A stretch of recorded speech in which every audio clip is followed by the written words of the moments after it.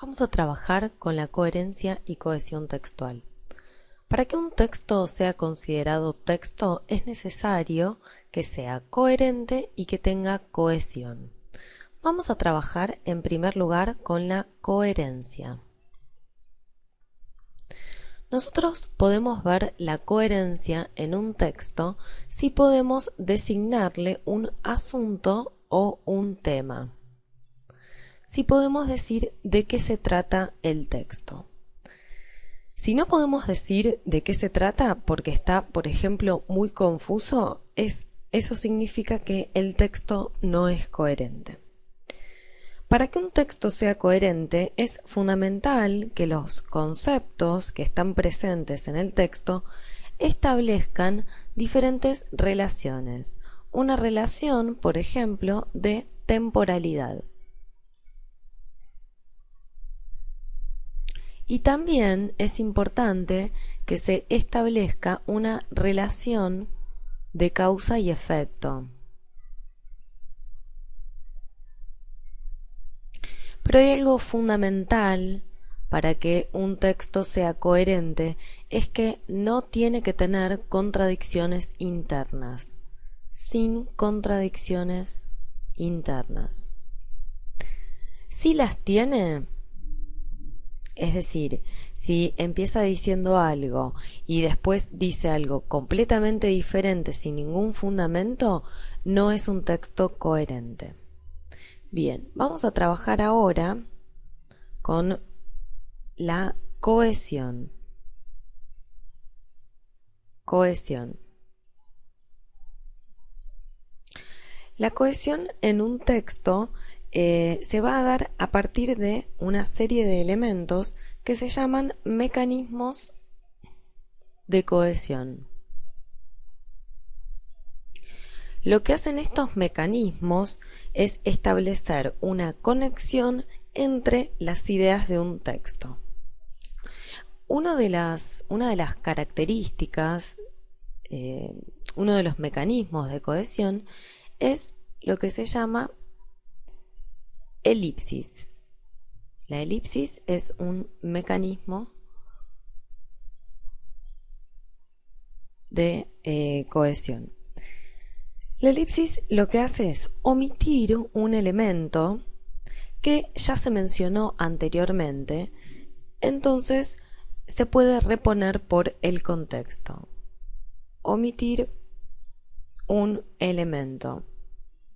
Es decir, si yo ya, por ejemplo, utilicé una palabra o hablé de un determinado tema, no es necesario que lo vuelva a repetir, porque yo sé que por contexto ese elemento que no está dicho se puede reponer. Otro mecanismo de cohesión es la sustitución léxica, ¿sí? La sustitución léxica consiste en el reemplazo de una palabra por otra de un significado similar. Reemplazo de palabras. Por ejemplo, los sinónimos. Es decir, yo no utilizo siempre la misma palabra, sino que voy utilizando sinónimos para que no haya una excesiva repetición de aquello que estoy diciendo. Entonces, con una palabra diferente, digo la misma idea que dije con otra palabra. Bien, dentro de la sustitución hay otros mecanismos, pero no es necesario verlos ahora.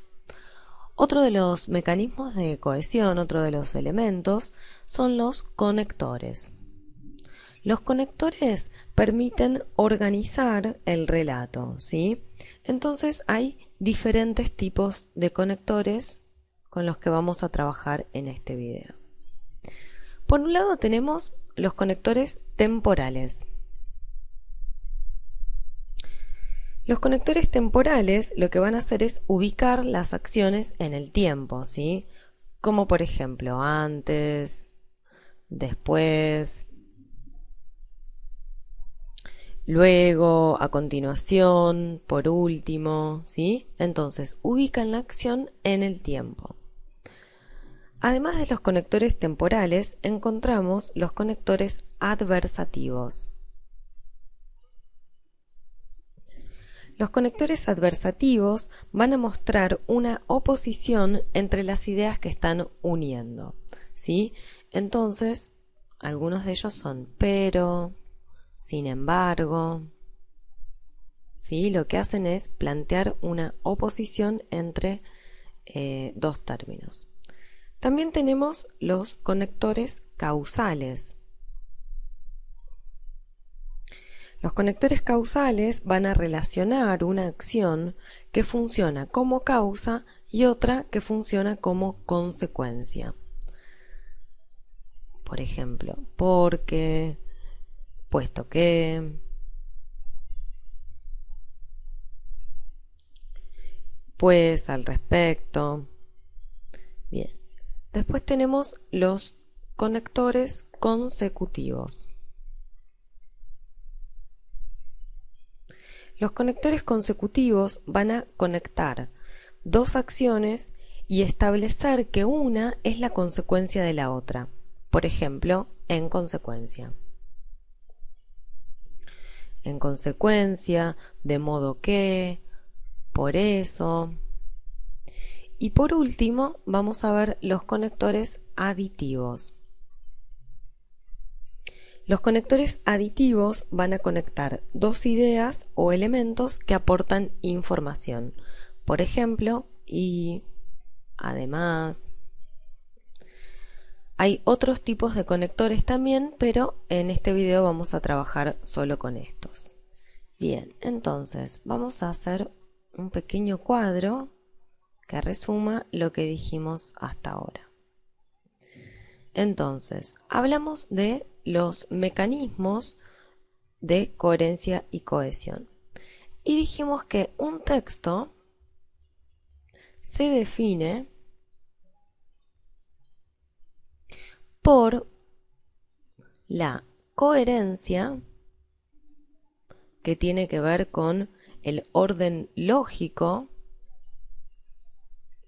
de la exposición o de la información, y la cohesión, que depende de determinados recursos. Depende de recursos para organizar lo que se está diciendo.